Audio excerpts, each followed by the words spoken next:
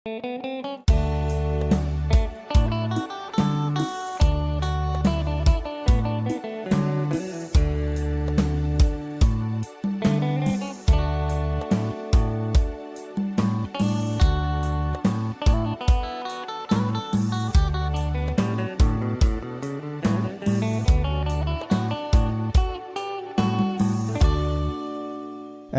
គធិរាជ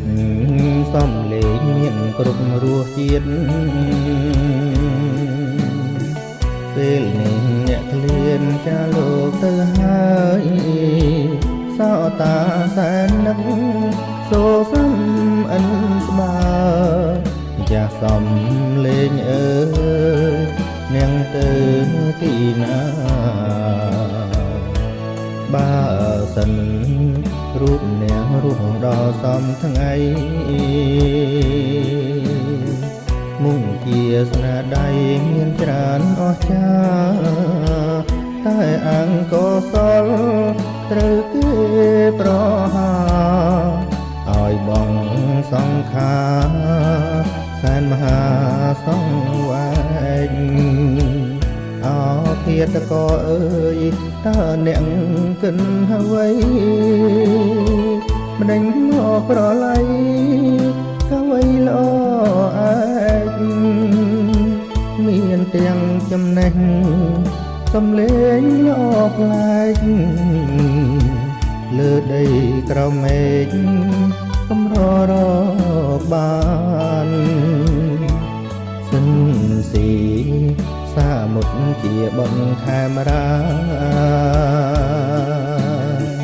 ខ្លាំងជាប់ចិនដាខ្មែរគ្រប់សន្តានបាត់មកចាស់សំលេងសំនៀងនៅមានសោតាតែងបានកំសាន្តជានិច្ច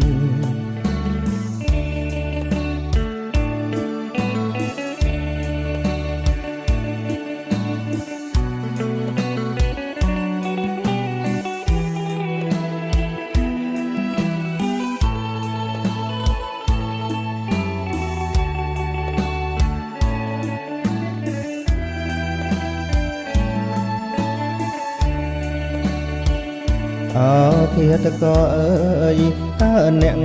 គិនអ្វីម្ដេចមកប្រឡ័យអ្វីល្អឯងមានទាំងចំណេះសំលេងល្អប្លែកលើដីក្រមេឃកំររកបានសិនស៊ីសាមុតជាបុណ្យខែមរាឆ្លាក់ជាប់ចិនដាខ្មែរគ្រប់សន្តាន